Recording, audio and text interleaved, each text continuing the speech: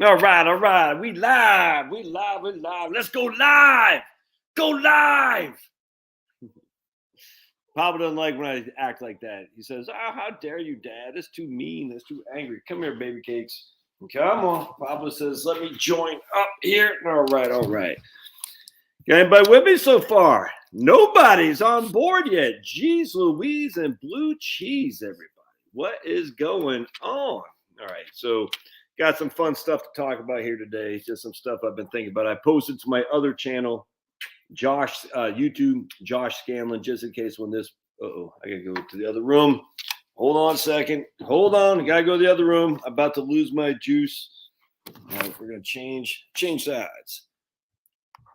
Remember the old electronic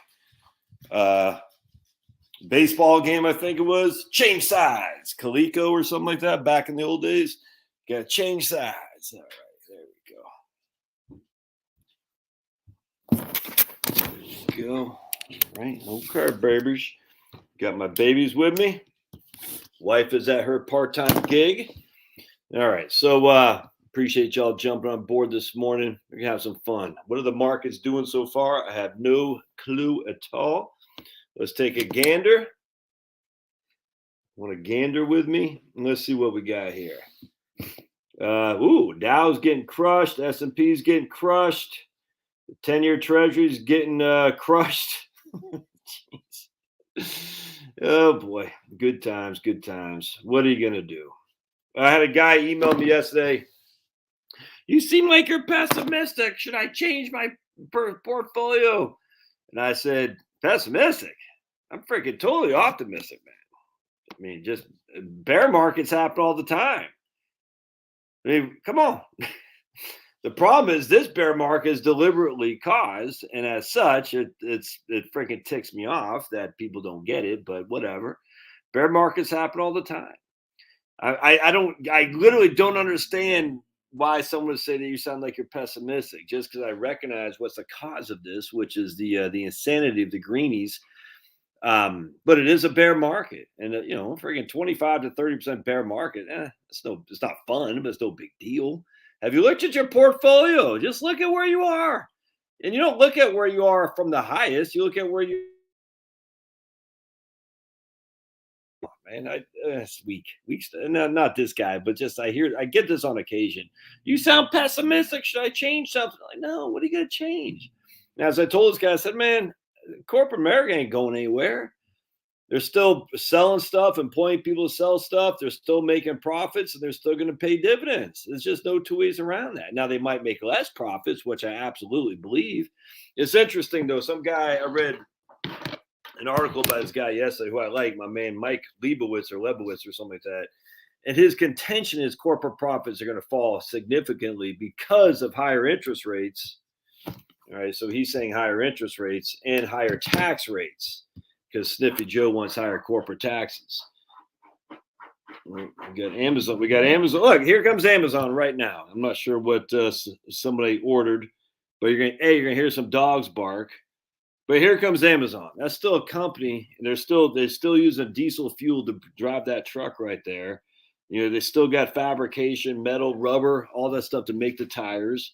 They still got to employ some guy in shorts over there who's getting ready to bring something up to my house. I think I bought a bunch of gum actually because if I don't have gum, I eat snacks. I don't like snacks, so I eat that Trident sugar-free stuff. I think it's made by Wrigley's. So the people in Wrigley's are still making gum for me to consume. There's Finney. He's still yapping. He still needs to be fed. Finn. So someone's still gonna make the food to feed my dog. Oh boy. Hey. Finn. All right. Hey, his hair's up on the back of his head. Finn. All right, can I talk? Can I talk, please? Hey. Can I talk? It's not your show. It's my show. Hey. He thinks it's his show now. It's not your show. All right. But anyway, his contention was that tax rates going up, interest rates going up, and inputs are going up as well. Fuel inputs. I don't know if I saved the. And so he says, tell him. I'm here. I'm cute. You're so cute. Anyway, I don't disagree with that, not in the least. I do disagree with one thing. I don't think I still have this chart up though. Do I? I don't. I don't know what I do with that chart. The problem though is that he's wrong in one area. The talk is excited about COLA. So you got inputs going up, you got interest rates going up. That is true. All right. But you also, what do you have less? And I was surprised to hear this guy not recognize this. This is actually kind of stunning to me. You have corporate tax rates way down, way down. So his thing is that tax rates have gone from whatever it is, 18 under Trump to 21 under Sniffy Joe or something like that. It's, I mean, literally, they are way down from where they were, dudes. Way down. They used to be at 35%, 38%, 50%, and the markets did just fine with high tax rates. Now you can say, well, they had all these deductions, all that. I get it, but to say higher, we're having high tax rates comparatively, it's simply not true. It's just not. And so if tax rates are a big deal of overall earnings, which they certainly are, tax rates are a part of the decline of earnings. You have less income after taxes. You have less earnings in which to pay your shareholders via dividends or stock buybacks or R&D or whatever. Well, taxes are gone way, way, way, way down. There's just no two ways around this, man. An effective tax rate is way down from where it were. And I actually posted a comment that said, under Reagan and Clinton, the Reagan and Clinton booms, tax rates were corporate tax rates were significantly higher than they were today. Interest rates were significantly higher than they were until about like literally a week ago, if that makes sense. But even still, even in the 10-year treasury was still trading higher than it is today. All right. The corporate balance sheets, and I did a video on this, and I think I talked about last live stream. There's tons of cash. So while interest costs are going up, you know what else is going up? The price to hold cash. I had a guy email me just yesterday. He did some laddered, I think he said laddered T-bills. He's getting 3.65 on 2-year laddered T-bills every 6 months or something like that. So banks, not banks, corporations with cash are also getting that. So while the inputs are the big deal. The inputs are all based on energy, and that's the cause of inflation. But tax rates are way down. Interest rates are up, but also is the interest rates on your cash that you're getting as well.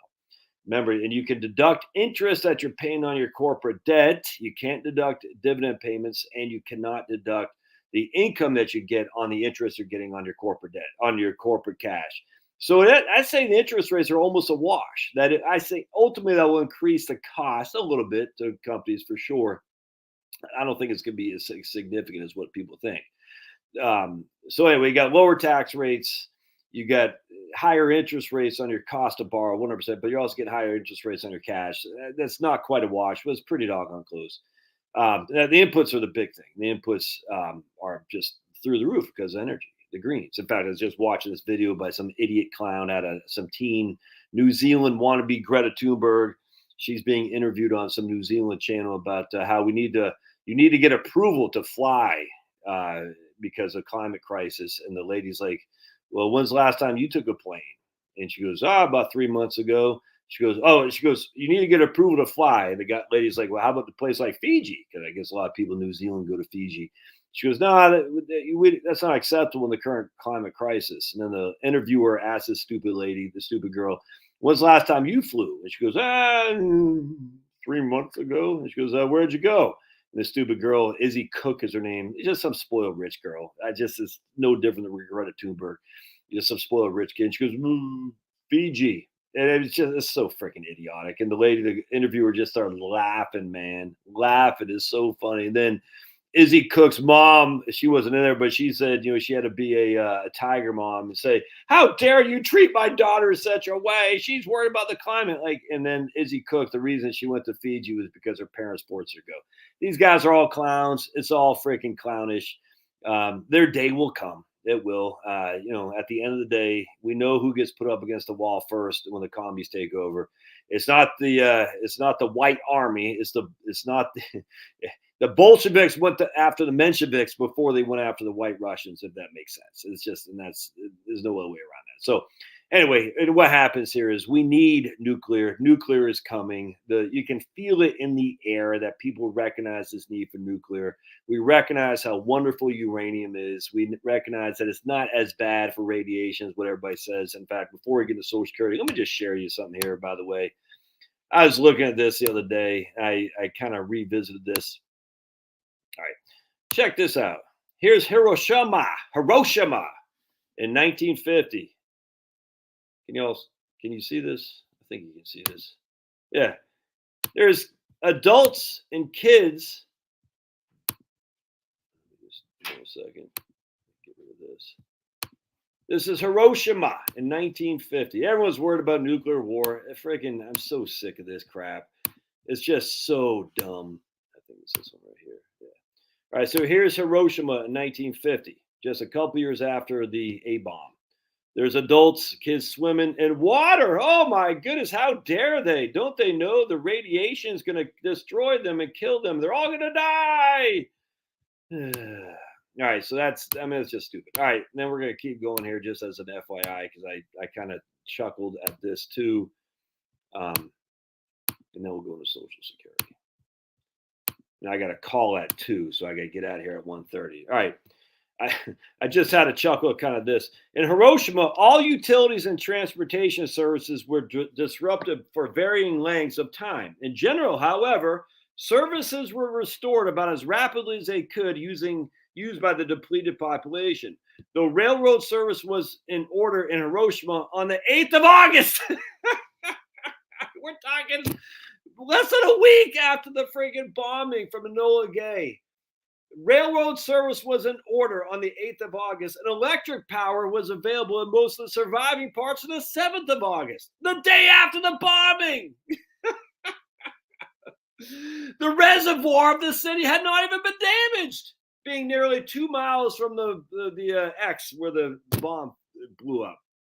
However, 70,000 breaks in water pipes and buildings and dwellings were caused by the blast and fire effects. Rolling transportation suffered damage. The damage to railroad tracks and roads was comparatively small, though.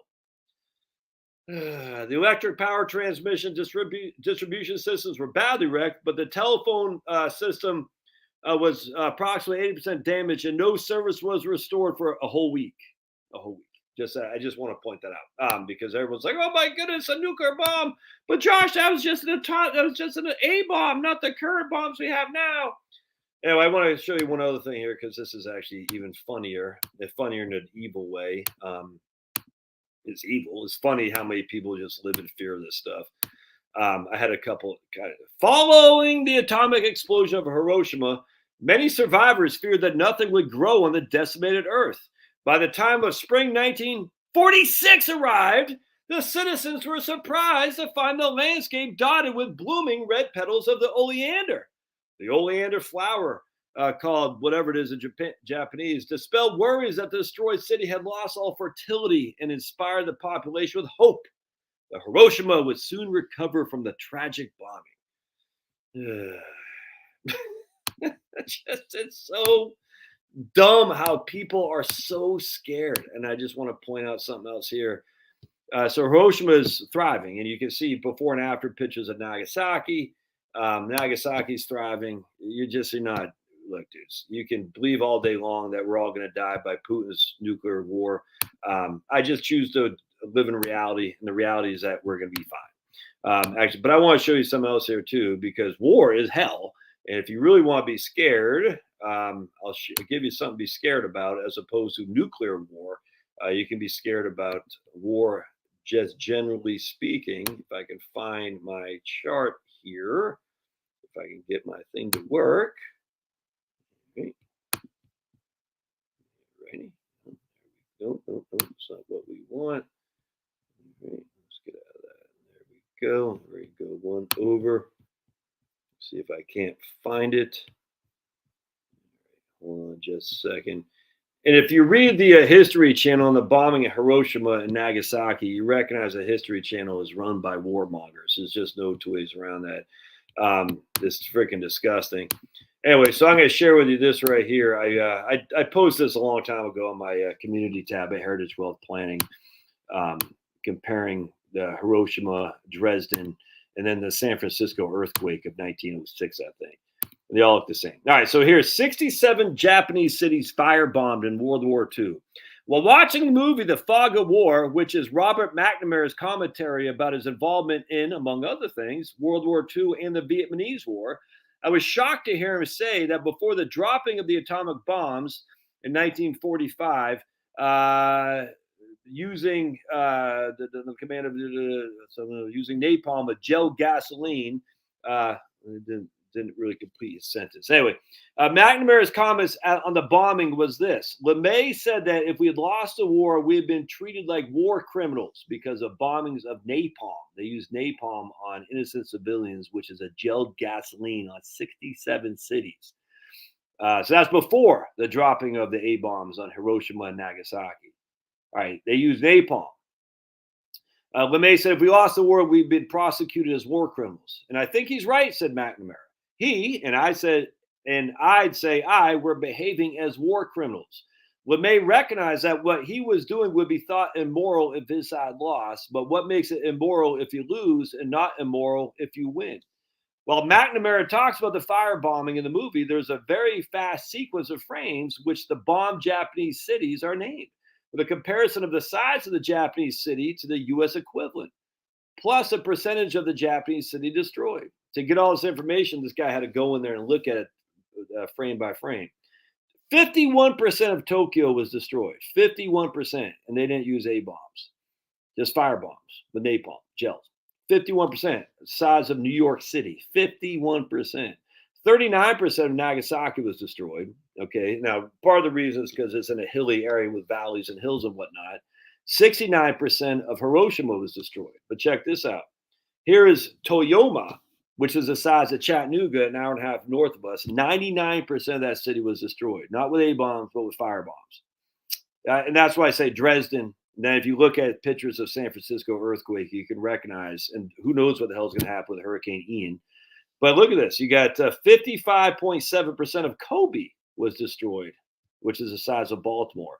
63% of Kagoshima, which is the size of Richmond. We got 63% of that, which is the size of Stockton. 86% of Fukui, which is the size of Evansville, Indiana. Tokushima, 85% was destroyed by firebombs. Fukuyama, 80%. This is with napalm, gelled gasoline. Anyway, I just sit there and you wonder, and then we say we won because of our A-bombs. No, we didn't win because of A-bombs. The Japanese surrendered because the Russians were on the Manchurian border and were getting ready to invade with a 1.5 million army.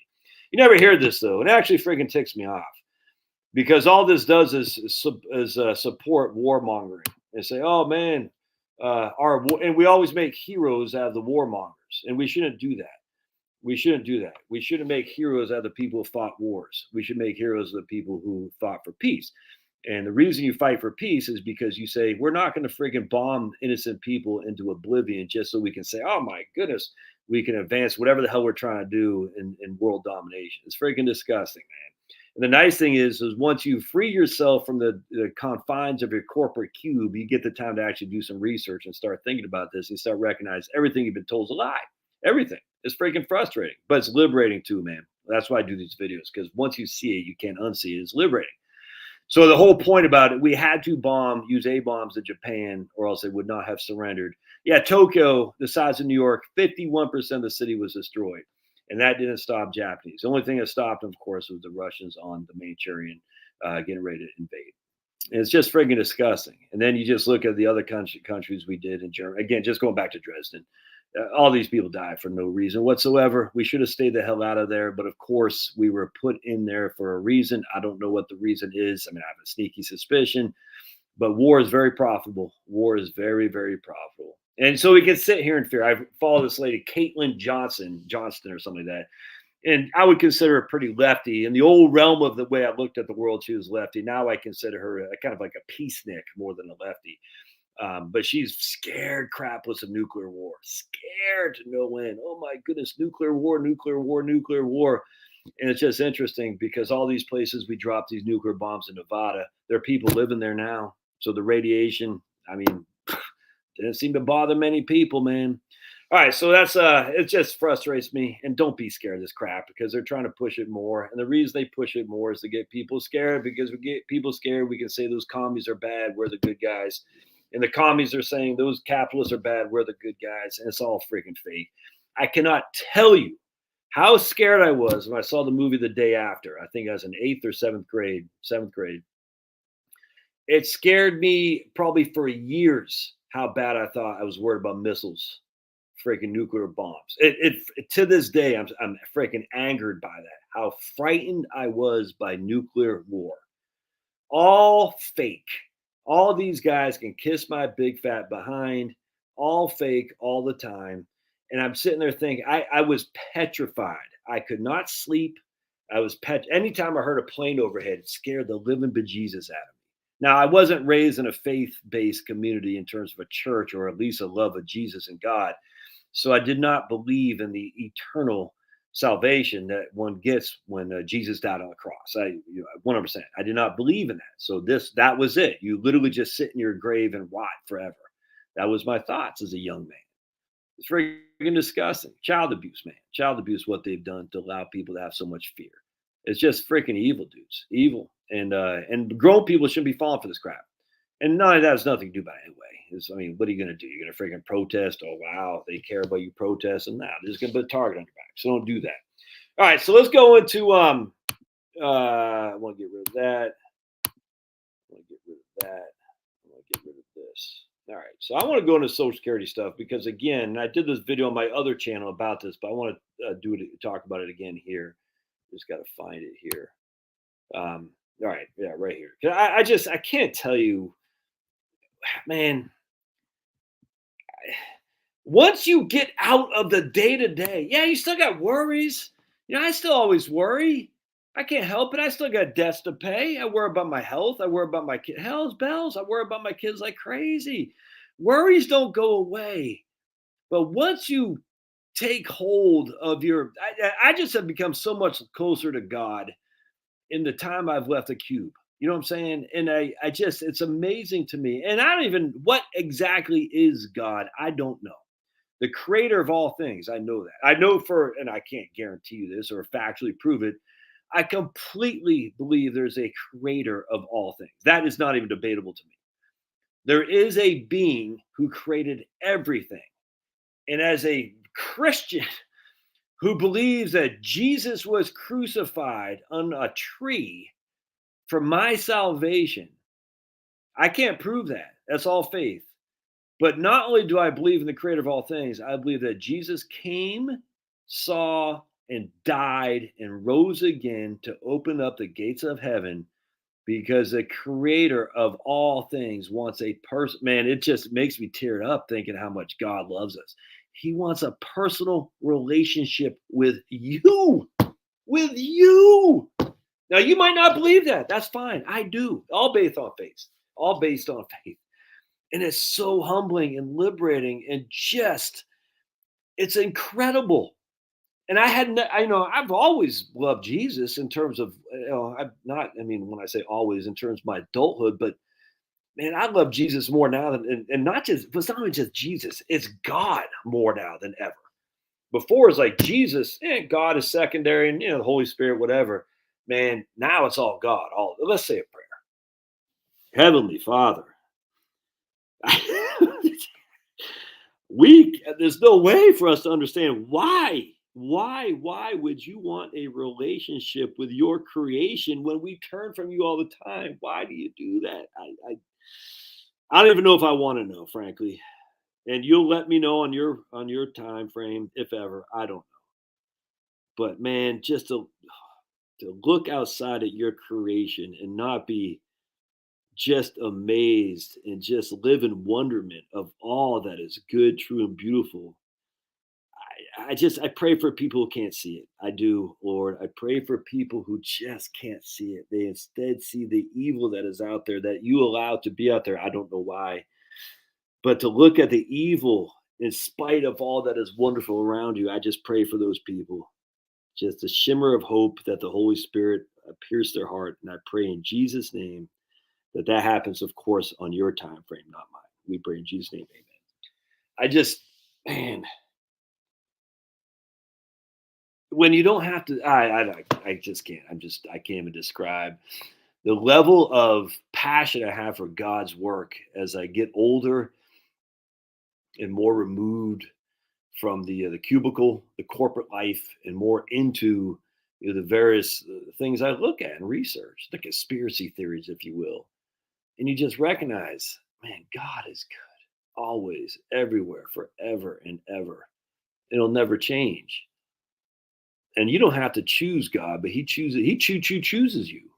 I don't know. I'm amazed by that. I'm amazed that God still, after all, we turn away and doubt Him, and science. Bill Nye says this. You're like, yet God doesn't change, man. I love it. It's faith. It is faith. It's okay. It's faith. Anyway, so I want to. So the point being is, once you start seeing things that A, you can't unsee, and B, recognize, huh, what's the worst that could happen? If that makes sense. What's the worst that could happen?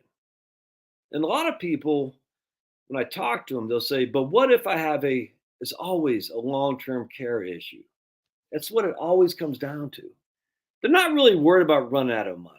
I will tell you that. I mean, look, some of you guys might be. In my experiences, they're not worried about running out of money while they're healthy and got their faculties. They're more about what if I have a long term care issue? That's what it ultimately comes down, because that A, you can't control it, and everyone. It's such a you just don't know. And that's what ultimately comes down to, in my opinion, about your ability to hang it up. Now, obviously, if you have tons of debt, and all, I mean, look, but when I'm talking to people, the people I talk to, I said, so what ultimately is stopping you is always the same thing. What if I have a long term care issue? Always. And I'm sitting there thinking, how many people are out there in the street other than purposely who want to be there? There are not that many people out there on the street because they don't have some sort of care. There's a few, I grant you, but not very many. And the people who are out there on the street have chosen that by their mental incapacity, their drug addiction, or they've chosen it without question. Not that many people are out there. So we have this safety net called Section 8 housing, called Medicaid. These things are there. Now they might not be great places, but why would you suffer in some crappy old job with some boss who sucks donkey balls because of this very unlikely event? You go to a Medicaid facility for a couple years, even though you still have your facilities, your faculties, I should say. Not very likely. Why would you do that?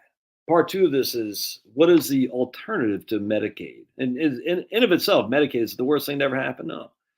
Well, the alternative is you still have a house, man. You could always sell your house and go to an assisted living facility. Yeah, you can say you might not be living large, but by then you're 88 years old. Who gives a crap? I'm sorry. It just doesn't seem like that big of a deal.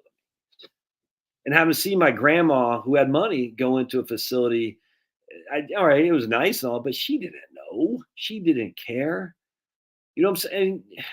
Look, I get it. There are exceptions to every rule. There's always a black swan, but come on, man. My grandma, Grammy, she's in a facility up in New Jersey paying boku bucks for her.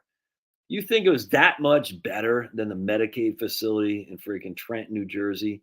Yeah, I mean, it was. Don't get me wrong. But do you think Grammy would have known either way? Not really. It wasn't there. Did Grampy go into a facility? No, because Grampy died on actually Thanksgiving in 2006.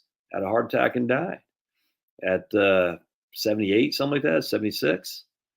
And that's typical, man. How did Grammy fund her long-term care facility? With out-of-pocket expenses. She had the resources and she had a house. She never had to sell the house. That's what allowed me to get a little bit of an inheritance to buy this house right here. It was a sale of their home in California.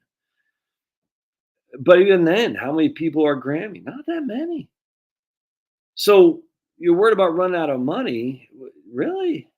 I mean, why? Because of long-term care.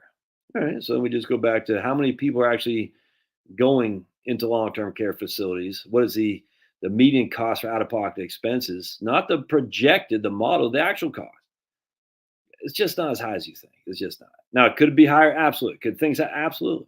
But it just seems like that is somewhat of a black swan to me. It could happen to me. And I have long-term care insurance because the black swan for me would be, I know I bought it when I was 39. My wife was 35. We bought it when it was cheap, and I'll drop it the minute the debt's paid off. Once the kids are out of the house and the debt's paid off, I'm dropping that like a hot freaking brick, dude. Because at the end of the day, I don't think I'm going to need it. And if I need it, well, we're going to have the resources called the house to spend to pay for it, and Social Security and whatever other savings I have. And if I'm wrong, I go to Medicaid facility. No way, it's no big deal. On top of that, this is one of the reasons I'm anti Medicaid planning. And if my man Sergio is on here, he'll get mad at me, and we just disagree. But Medicaid planning is for wealthy people to hide assets so they can transfer them to their heirs so they can qualify for Medicaid. Medicaid is for indigent people, poor people. That's what it should be. If you have the assets to pay for, you should pay for yourself. That's just my moral conviction. Sergio would argue, yeah, but John, hey, Seely's here. Right on. Hey, Seely, hope you're doing all right. And Sergio would argue me, but you're doing the same thing when you're doing tax planning. No, I'm not, because I'm paying the taxes. I'm paying them, man. I'm paying them. That's what I'm doing. I'm reducing my tax burden in the future by paying them now. But anyway, I hope you're doing all right there, Seely. If you want, if you can, if ever she wants to share a story, she can. It's just a story that just shows you time is of the essence, amigos, and you don't have time to waste. All right. With that all said, let's go into what I wanted to go into here. I know, long-winded. Sue me. I just want to make sure I want to go. Yeah. Oh yeah. Oh man, I just there's so much of Social Security. I can't stop it. It's like I'm freaking a kid in a candy store. We're going to look at 100 years of price. I'm just going to briefly touch on this, and this is part of my book. 100 years of price changes, the CPI and the American inflation experience. Food prices were the focus of the modern CPI. Just FYI, food prices were the focus of the modern CPI. You know what's not the focus of the modern CPI? It ain't food prices. It's housing now. All right. Let's see.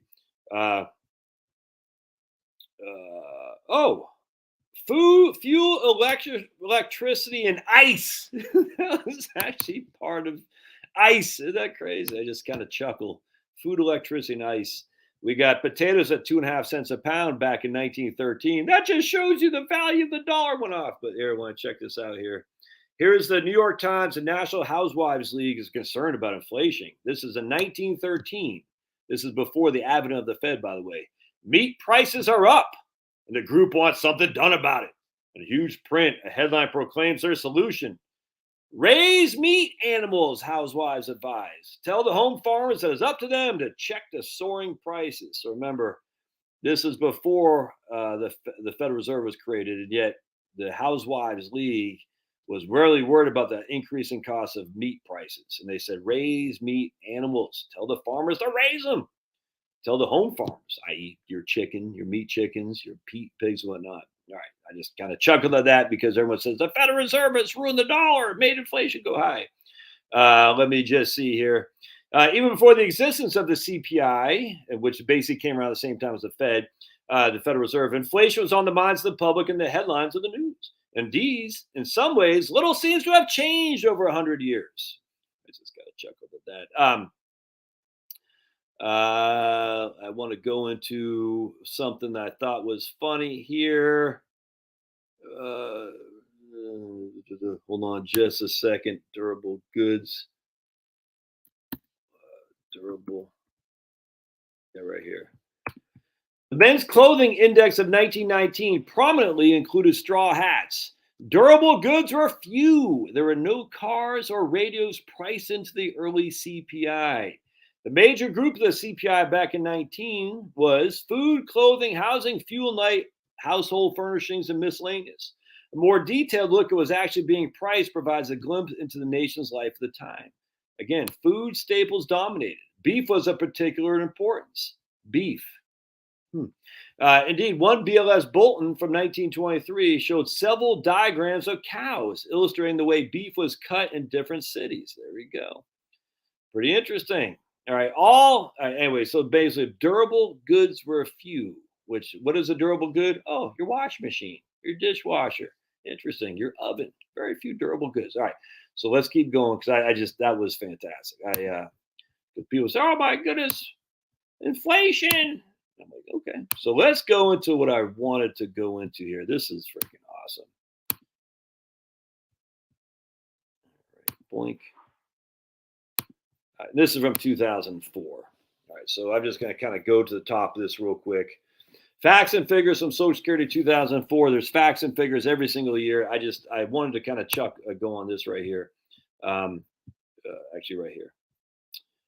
Share of aggregate income from 1962 to 2002. All right. So again, remember, everyone had pensions in the old days. In 1962, Social Security, private and government pensions, income from assets and earnings made up only 84% of the total income of the aged, compared with 97% in 2002. Although private pensions still accounted for only a small proportion of total income in 2002, they more than tripled their share from 1962. Are you all hearing that? Although private pensions in 2002 still accounted for only a small proportion of total income for people who are 65 and older, they more than tripled their share from 1962 to 2002 to all of 10%. I want to show you this right here. Hold on just a second if I can find the chart. Because this actually is up here. Where is this chart? Right here. Percentage of the aged 65 and above by receiving income by source. 90% of retirees got some form of Social Security in 2002. In 1962, less than 70% did. All right. Over half of both groups had asset income of some sort. 9% had private pensions in 1962. 30% had private pensions in 2002. That, well, 30% of income, I should say. But check this out. Earnings. 36% of aged income was from earnings, i.e. working. 22% in 2002 was from earnings, i.e. working. I cannot, this is what freaking ticks me off so much. There was never been a retirement ever in the structure of humanity like we have now. Ever. The idea that the vast majority of old people would not work is a relatively new phenomenon. That is a fact. 36% of the income of old people in the old days was from labor. And 69% was from Social Security. What has Social Security done? It has absolutely allowed older people not to have to work.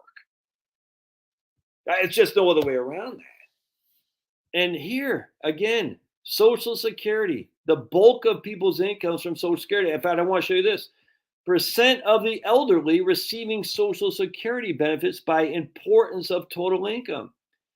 This is 2002. 66% of retirees got over 50% of their income from Social Security. 22% got 100%. It hasn't changed that much in 20 years. Do you think they're going to mess with this? Politicians are going to mess with this? Are you freaking nuts? Hell no, they're not going to mess with this. There is no political upside for reducing Social Security when the vast majority of us rely on it so heavily. Just stop with the freaking fear mongering. It's insane. And I'm not saying you guys aren't. It's insane, man. Oh, it drives you up the wall. Oh, but all these poor people out there, they all must be poor. Really?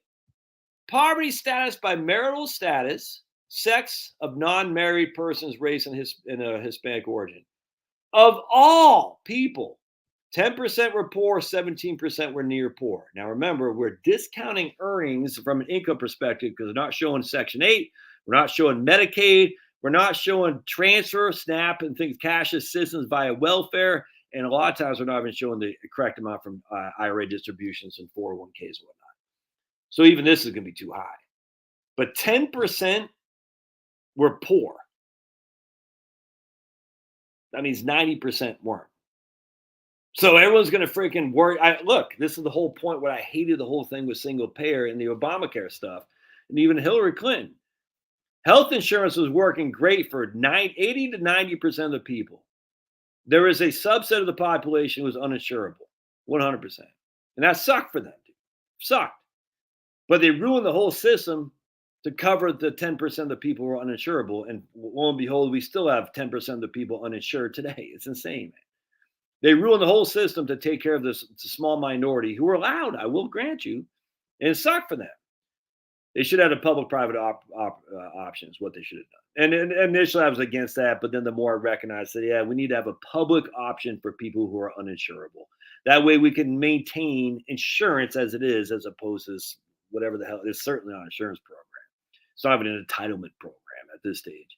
Anyway, the point being was this is what we should have done with COVID too. We should have quarantined the sick and let everybody else be free. That's how you deal. That's how we've always dealt with quarantines. You see what I'm saying? It's nuts. You don't freaking destroy a whole society because 10% of the people are at risk. That doesn't make any sense. But that's what we've done. And so, same thing here. How many people are destroying their own lives because they're so worried about retirement when only 10% of the population is actually poor? And even that's too high when you factor in welfare benefits that aren't considered income. Crazy. Now, if you're not married and you're a woman, your chances are higher. 100%. Even that's still less than 1 in 5 are poor. 70% of non-married women are freaking kicking ass and taking names. Crazy. All right, so I want to go to my chart that I did here. But everyone wants to be, I don't get it, man. Everyone just, I don't understand. Everyone wants to gripe or complain or woe is me and all this stuff. I'm like, dudes, I don't get it. I literally don't understand it. I don't get it. Maybe I don't get it because the only thing I could, I was thinking about when I read that about beef. And I've said this before, I'll say it again, and I'll say it again, and I'll say it again and again. We didn't have beef growing up. I mean, every now and again we did. It was a luxury item in the 70s. Beef was, you know what I'm saying? And you can get even today $3.99 a pound for ground beef. You can go up there. You know what I had for lunch? I had a top sirloin from Costco, New York strip. I can't remember what it was. I can't remember, but I got a big for $200. Average $6.99 a pound. This is choice. You got prime choice, and I'm not sure what's underneath choice.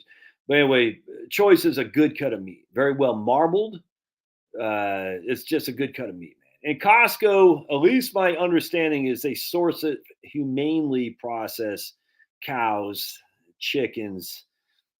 By and large, their pork is humanely sourced. I don't like that gestation freaking craze. That stuff ticks me off.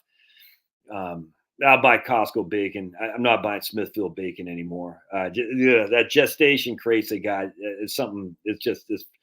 If you live in Virginia, go up to Polyface Farms and buy your stuff from Joel Salatin up at Polyface Farms. Look, we got farmers all over the place here in Georgia. Just is so much more. I'm not gonna lie, it's just so much more convenient to go up to Costco. Frankly, it's just right there. You get it on the freaking $200. You slice it up, you vacuum seal it, you eat it. You put some Monterey seasoning on it. You sous vide it. You freaking broil it for freaking 10 minutes on each side, and you got such an ass kicking. It kicks ass and takes names, man. It's the best. It's just freaking awesome. Anyway, point being is none of that was available when I was growing up. We had liver, we had tofu pizza, we had lots of hot dogs. Every now and again, my mom would make homemade spaghetti, which freaking killed for. It was the best. We had a garden. We had chickens when I was real young. But anyway, beef was a luxury, and now it's not. Could be a luxury again, but this is what I'm talking about. People just maybe, and I guarantee a lot of you guys know what I'm talking about too. You're raised in a time where things that you have today are common were luxuries, and most on the channel here are recognizing how good we have it without question, and most of us are grateful too. By the way, every now and again you get a troll who's like But I'm seeing like these channels like, oh my goodness, what was the one guy? He did a video on Japanese dropping all their bombs. Japanese dropping all their treasury bonds and stuff. It's like, dude, this story is time immemorial, whatever it is. So freaking dumb, man. I'm sick of this crap. And I'm sick of all these guys like, oh, gold and silver will rescue you. No, it won't. It's dumb. I'm not, look, I own gold and silver. The reason I own it is because if everything goes to hell in a handbasket, gold and your silver is your only ticket to escape from the commie hordes. There's just no other way around it. But if you think you're going to barter with gold and silver on a regular basis, no, man, it's crazy. Crazy. All right. So I want to go to my chart, my spreadsheets. I tell you, man, I'm so freaking grateful for where we're at. And I'm so excited. How can you not be? People are waking up. COVID-19, the the great awakening it's been, I mean, literally amazing. Things I used to say that I would be nervous about because people say, oh, you must be an anti, you know what? I'm not gonna say it here because YouTube, you know what I'm saying? But no, I'm not afraid of people. It's like people are gonna wake up or they're not, man. If you haven't woken up by now, I don't know what to tell you, but your time will come at some point or it won't.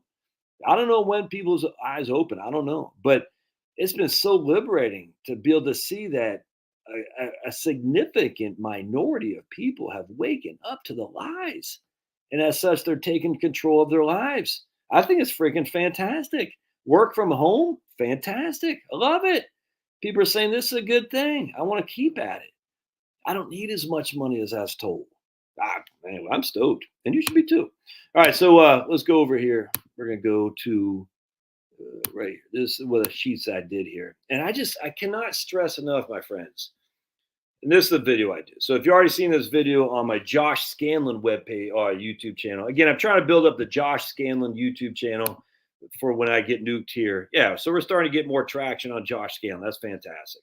I'm still my main priority is heritage wealth planning, but I have so many videos on there, and I'm sure YouTube will find something that offends them and will nuke me eventually. I don't do any. One of the channels I follow just got nuked because of supposed um, copyright infringements. I chuckled at that because the videos I watched this guy do, I said I don't see that many copyright infringements, but whatever. But anyway, they can nuke anybody they want as when they want to do it, and then they can nuke my Josh Scanlon channel too. But anyway, if you're not subscribed to my Josh Scanlon YouTube channel as well, I would encourage you to do so, just so I can have two different channels.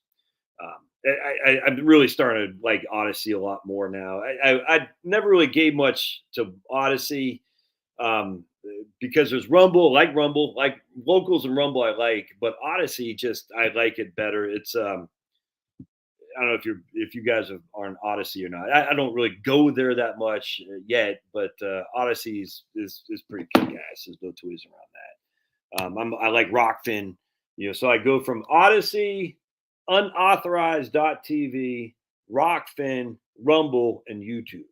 That's too much. So I default to YouTube because everything's here other than my other stuff that YouTube won't allow. And then it's going to be on Rockfin, Odyssey, Rumble. Like I watch Dr. Tom Cowan on Rumble talk about the smallpox yesterday. That will never find its way on YouTube. And that the whole video on there is on Rumble, and then it's on Odyssey as well. I'll watch my man Jaron Campanella on Rockfin. He is also on YouTube. I'll watch him because all his stuff is on Rumble and then on Odyssey.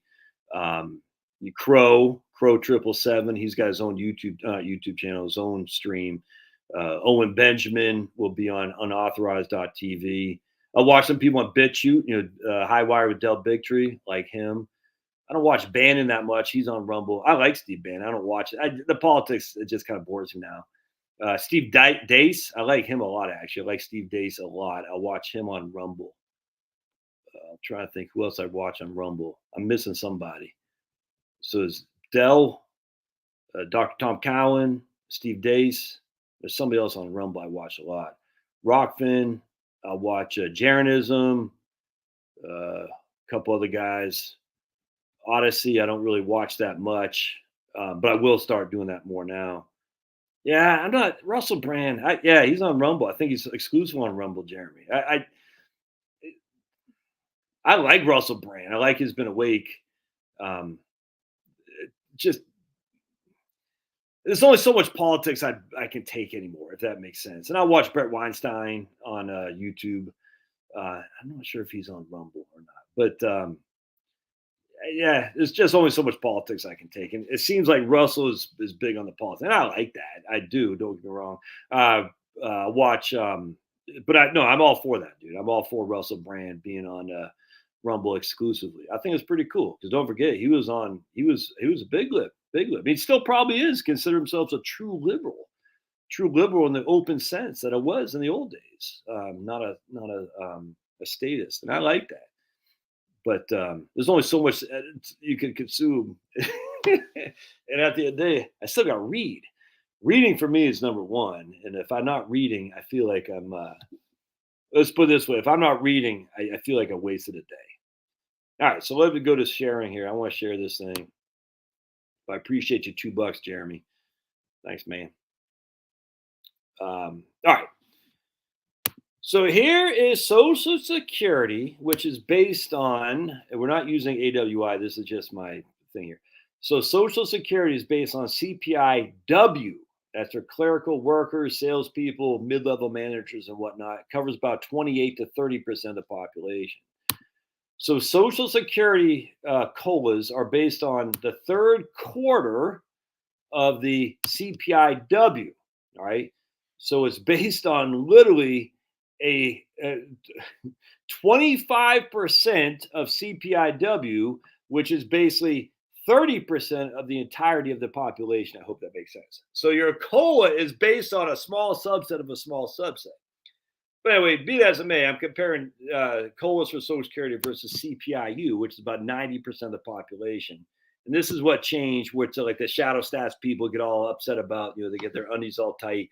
They changed it over from CPIW to CPIU. It's silly, but be it as it may, CPIU is what we use for BLS numbers, but this is not what Social Security cost of living adjustments are based on. So CPI is when they say, the BLS just reported an 8% increase in inflation is based on CPIU. And I'm not going to get into here today, but what is CPIU based on? Well, housing is a big one. Transportation is number two, just as an FYI. As you get older, your transportation falls off a cliff and your housing cost falls off a cliff. So why are you worried about CPIU? All right. So we're going to come down here in 1975, which is kind of when this change happened. The average Social Security cost of living adjustment via CPIW has been about 3.68% on average. The average CPU since that entire time has been about 3.72. So basically roughly the same. So thankfully, they've been pretty much close to the same. CPIW, the 3 months that are in there versus CPIU have been pretty consistent. All right, but now you'll see in 2021, the COLA is 5.9, where the CPI was 4.7. We'll see here right here, 2016, the COLA was only 0.3, where CPI was 1.3. So there has been some differences on occasion. Right here, 2009 and 8 and 10, you can see some pretty significant differences. All right, but what I'm doing here is I'm saying, okay, I'm going to look at the median household income. All right, this is everybody in the household in the entirety. From the Census Bureau was we'll just say $45,000 for simplicity. This is in 2004. Then I look at what the people who are aged 65 to 74 actually spent, not their income, but what they actually spent. And their spending was about $36,000. All right, so we're going to use, and this is real numbers, and you can look at BLS, the Consumer Expenditure Survey, and it shows you that. I have it all in tables here.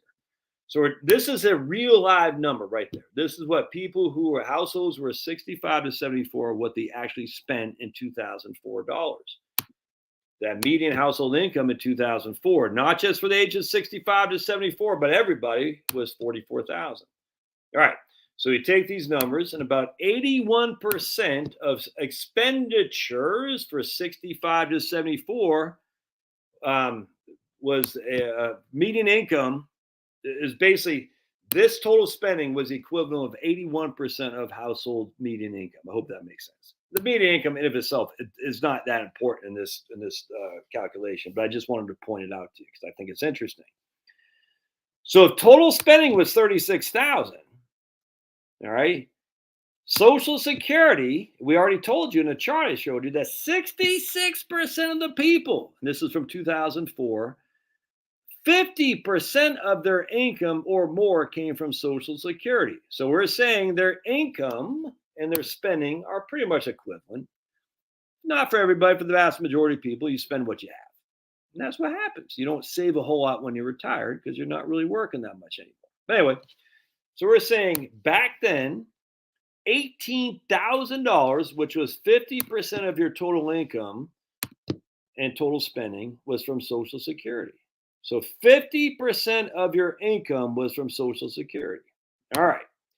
Everybody beware, keep going here. So now what we're doing is we're increasing our spending by CPIU, not by CPIW. We're increasing our spending by CPIU to adjust it with inflation.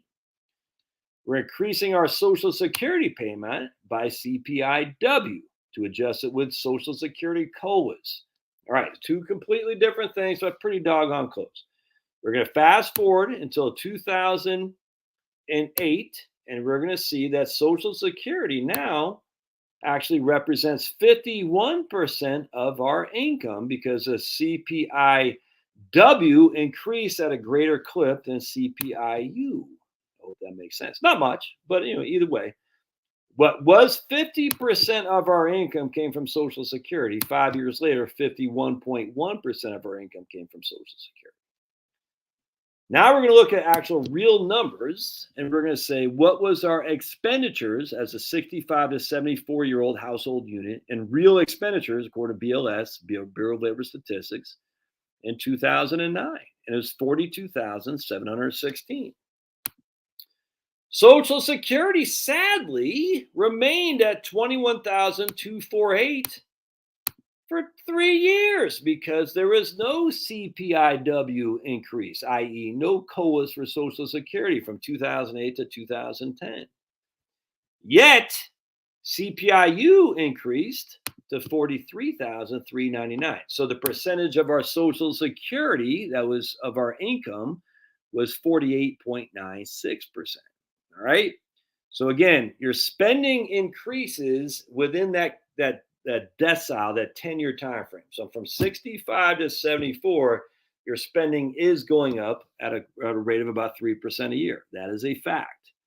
From 45 to 54, the same thing happens. From 55 to 64, the same thing happens. From 65 to 74, the same thing happens.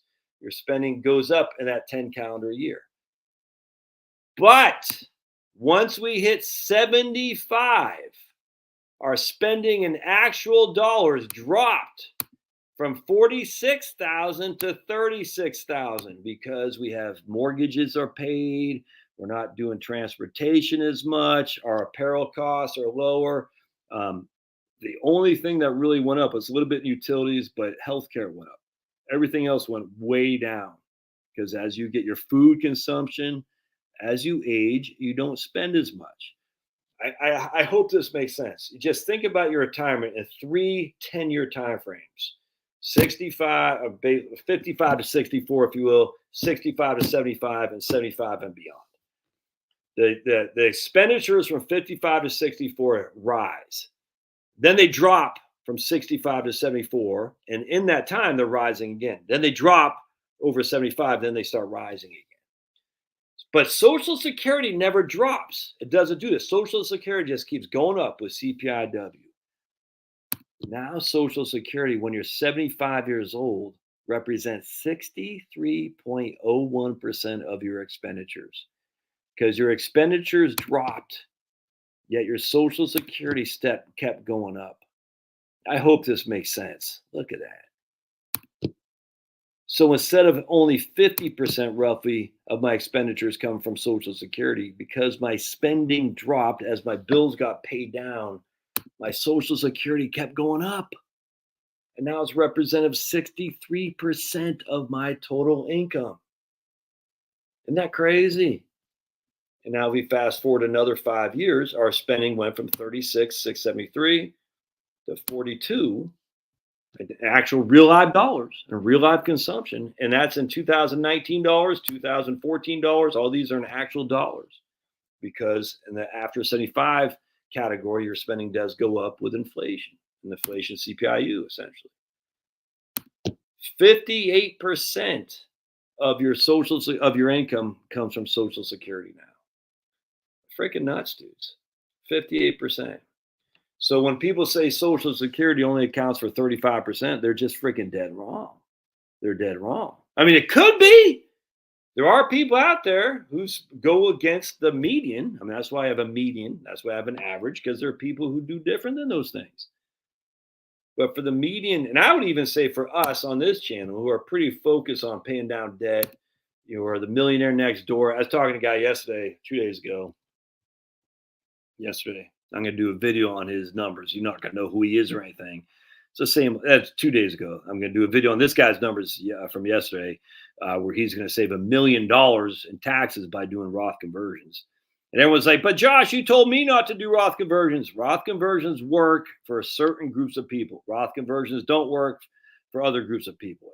Your Roth conversion strategy is very specific on your circumstance. Anyway, the point being here, so this guy, he drives a freaking 1999, I think a GMC Sierra, something like that, or Silverado, I can't remember what it is. It wasn't an F-150. His wife drives a 2013 Honda Odyssey. You know what I'm saying? You got to put 3 kids through the grinder. Kids are out on their own. They get a house they bought in Wisconsin or something like that 30 years ago. They haven't moved. Just, it's the same old story, man. The millionaire next door.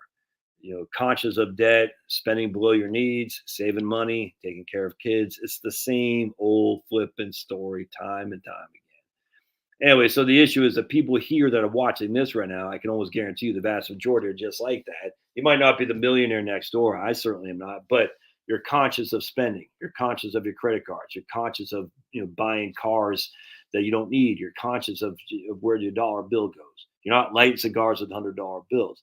And as such, as the older you get, as Social Security continues to go with COLAs and your expenditures continue to go down because you're paying off stuff, your Social Security begins to represent a bigger and bigger and bigger component of your income. It's crazy, crazy, crazy, crazy. And of course, the more Social Security represents of your income, could be the less taxes you pay as well. Because as we talked about a lot, if Social Security is the predominant amount of taxes of income, you're not paying much, if any, in taxes. It's just a fact. So the point being here, if you're following Social Security as a whole, and you're like, oh my goodness, man, I'd tell you to think differently. I'd say Social Security represents a bigger and bigger benefit as you age. And even though people say, the average check is only the Senior Citizens League. The average check is only $1,500 and we're 30%. I did a video on this. I fell for it. In 2018, I think I did a video on the Senior Citizens League and how Social Security is losing relative to inflation. I can't remember what it was. I mean, look, dude, I fell for it too. And I don't know where that, the videos, I don't delete videos other than the ones I think YouTube is going to get mad at me. So I probably deleted 20 videos in my whole life. And I've got 5,500 out there. So that video is still out there. My video about staying away from bonds is still out there. You know what I'm saying? Now I think you should buy up on bonds. Things change. Situation change. All right. So that's my story. I hope that's illuminating to people that, hey, we're not getting rid of Social Security. It's not going away.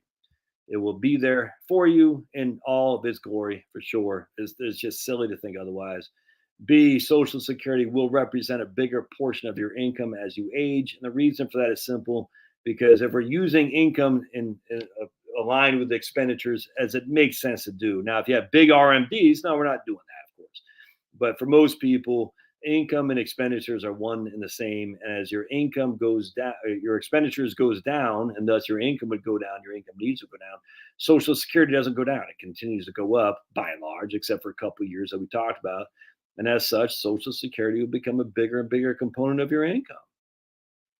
All right, so let me know what you guys thought I've got in here, man.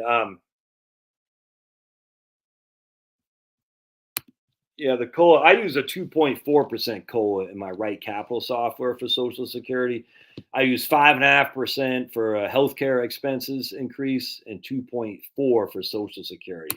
I'm not all that keen on changing either of those anytime soon. I know the COLAs will be different, and I know the Medicare Part B is going down. Not quite sure about Medicare Part D. I'll do another video on that. Why that's happening isn't because Joe Biden is so gracious. It's because they was a Biogen. There's some company that let's just put it this way: the research on a Alzheimer's drug was spotty at best, if not outright fraudulent. It wasn't Biogen per se, but the University of Minnesota, a couple of researchers up there. Um, let's just put it this way: don't trust the science. It's weird how it always from University of Minnesota. Ansel Keys, University of Minnesota.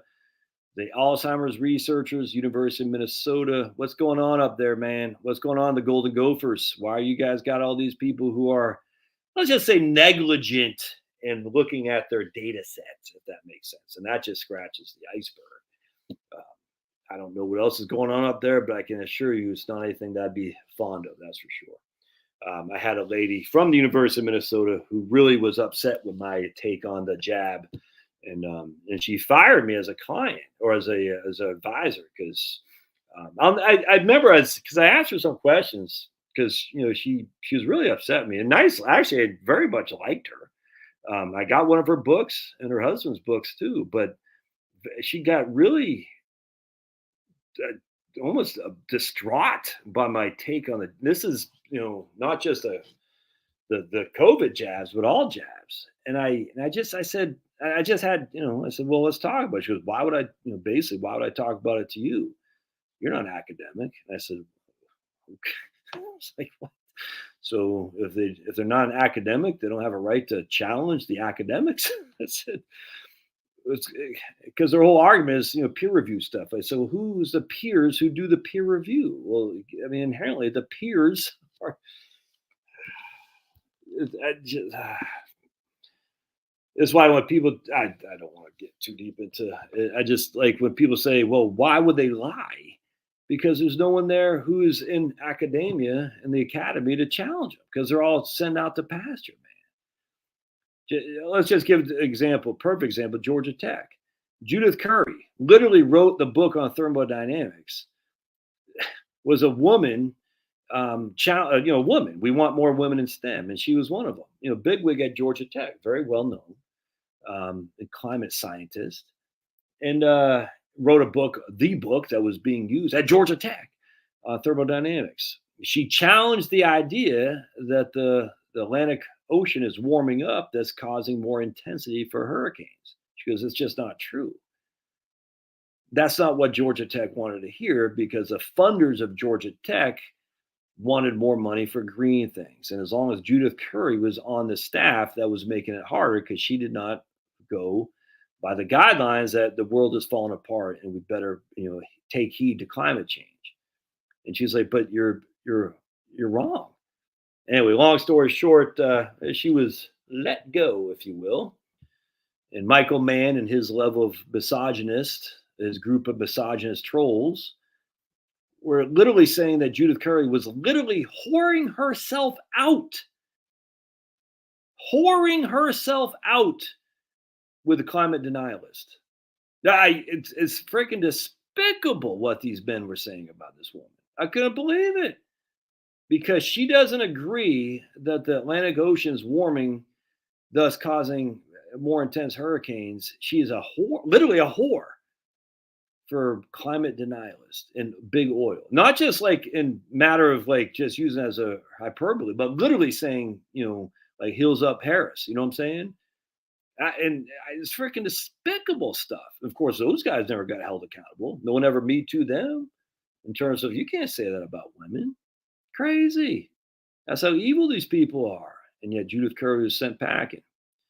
So you think she'll get a peer review on what's going on now with Hurricane Ian? And the Washington Post is again the same old stuff saying is increasing temperatures in the Atlantic Ocean is leading to the intensity of hurricanes. It's just fake. It's fake news. But how many people are there to challenge the fake news in respectable peer-reviewed journals? Is getting less and less and less. It's freaking disgusting. Anyway, I wouldn't trust anything from the academy anymore. Nothing. Now, look, Eisenhower told us about this many years ago. In the military-industrial complex, his farewell address. He talked about what I have called the educational industrial complex. and it's here, part and parcel. We are here. And as such, if it comes from the academy, you better take it with a grain of salt. Say, yeah, I wonder what the opposite is. Because all these peer reviews, the peers are their peers reviewing their stuff so they can keep the gravy train going. There's no other way around. Anyway, what else going on here, man? Anything that's on your mind? Thanks, man. Agree with 100%. Well, if you only agree with 90%, I have to ban you. Laters, Gators, my man says. Yeah, dude. If you're making money in a wealthy state, Connecticut, and then you move to Alabama, your Social Security is gonna be awesome. Not planning on filing for Social Security until 2025 when I'm 68. Do COLAs change benefit before you file? Yeah, they change benefits while you're filed into. Yeah, it makes sense. But yes, the answer is yes. Once you're 62, you get the COLAs as opposed to average wage index.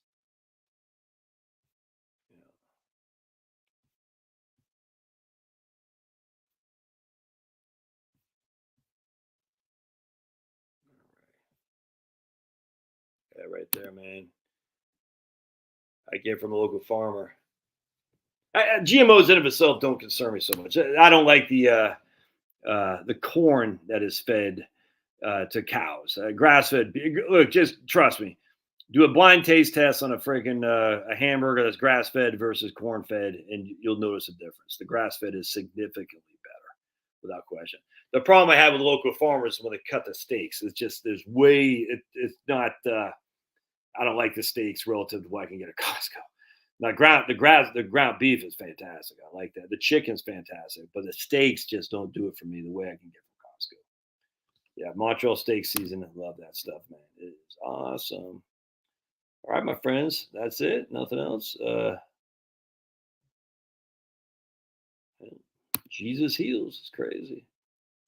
My man says, Rich Brown, can my spouse and I receive Social Security from our own separate accounts as individuals? Yeah, but they're going to give you the most of your own benefit or your spousal benefit. So that's the answer is yes, you can, but whatever is the bigger benefit of the lower earner is going to get either the spousal or the own. There's no more filings to spend basically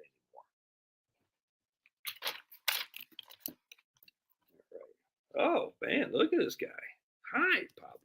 Yeah, there's Celie right here, man. House fire lost everything. She was almost killed. Never been more grateful to God. Yeah, sad, man. And Celie sent me some pictures of her with the burns on her face. On it, it's just life's too short, man. Life's too short. Yeah, remember they need to be grass fed. Yeah, 100%, man. Oh, the baby. He's such a look at that guy. Oh, he's so cute. Just saw him earlier today wrestling. Oh my lands. I love these guys. All right, well, that's it. I'm going to get out of here, man. Appreciate y'all letting me yap for an hour and 12, 13 minutes, man. Great. Yeah, right up. Look at the Pops. Exactly. It's funny how you call them the Pops, too. Oh, big mouth. Age 20, was told Social Security was a scam. Age 50, I hated paying Social Security as a contractor. Age 69, looks good. 100%, Mark. I mean, that's the issue. Our perspectives change. Your perspective is going to change on the jabs.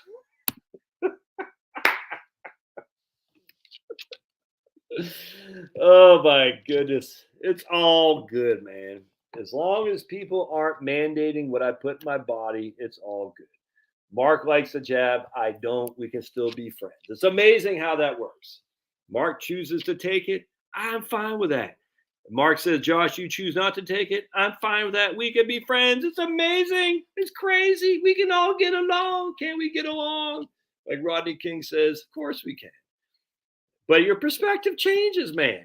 Hell, if you would have seen me back in the old days, my mom's always been kind of lefty and a big, she wanted me to go to work in a union up there. She wanted me to go to Maine Maritime Academy so I could become a mariner and join a union on those boats that travel the Philippines and Indonesia and whatnot. She was big on me joining the union. I said, I don't want to do all that. You know what I'm saying? Anyway, so she was, let's put it this way. I would have defended Bill Gates in Microsoft when Bill Clinton and Janet Reno took him on in their suing of Netscape, excuse me. How stupid I was, man. How stupid I was. I defended George W. Bush. You don't even want to know how big I was into the George W. Bush campaign in 2004. Yeah, I mean, dude, you don't even want to know. I was big in that campaign in terms of, what I was doing in my little area, not on the national scale, but I was big. It was a big deal to me. What a fool I was, dudes. You don't even want to know how much I fell for the fakery that happened in 9/11 in terms of the weapons of mass destruction, all that stuff, and how we got get those Muslims over there before they get us over here. I fell for that hook, line, and sinker.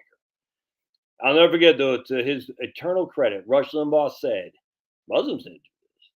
Don't blame him. I'll never forget. I literally remember where I was in my car driving to work when Rush Limbaugh said this. He said, Muslims didn't do this. Don't blame Muslims. And I remember thinking, what? I thought Rush would be like, yeah, Muslim. No, he said, no. Some idiots did this. Not Muslims. It's not Islam. Rush Limbaugh said that. And if you think later on, as I do now, that the idea of 19 guys with box cutters who could barely fly Cessnas were able to do all that, well, I don't agree with that. I don't think that's true. I don't know who else did it. I don't know, but I do know for a fact that we have a lot of intel that knows things that are about to happen that don't stop things from happening, if you know what I'm saying. I don't want to get too deep in that, but just it's easy to find the people we thought are there to protect us. They know who the bad guys are, what the bad guys are going to do.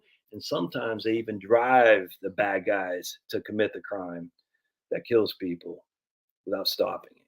Some evil stuff out there. I don't know. Look, I get an idea why that's happening, but can you imagine taking some guy to Dallas, knowing full well what he's going to do, and then not stopping it as he's killing people? That happened. And if you think I've always wondered about Oklahoma City. Let's just put it that way. And I don't have my contention in hindsight is now Oklahoma City and a lot of other things were well known in advance of things happening. If that makes sense. I don't know about the '93 bombing with the blind sheik. I'm not sure about that. I haven't looked into that. I don't. That doesn't interest me so much. It might later, but other things that have happened since. And you say, wait a second. So they knew about that, but they didn't stop it. They knew about that, but they didn't stop it. We knew about this, but we didn't stop it. We actually helped out with it. We've completely swept Las Vegas under the table. No one knows nothing about Las Vegas. And no one seems to care to know about Las Vegas. So what else could be going on here that makes people say, yeah, that seems a little bit off to me, i.e. 19 guys who could barely fly Cessnas with box cutters. And where's the residual of the plane in Shanksville? It's just kind of weird, man. Odd. Where did that plane go? There's literally where is that? Hell, even the ones in freaking 9/11. Where's the planes? Where is the residue there? There isn't any. There's very, very limited stuff that would say the plane. It's crazy. I don't know what it is. I just think I find it of interest and frustration that I fell for it hook, line, and sinker. I don't even care to know. I just care to know that I don't believe anything anymore because we've been lied to so much by people I supported. Fool me once, shame on me. Fool me twice, shame on you. What did Bush say? I don't know. I might have said the same thing. But at the end of the day, it's like, look, believe what you want to believe, man. It's all good.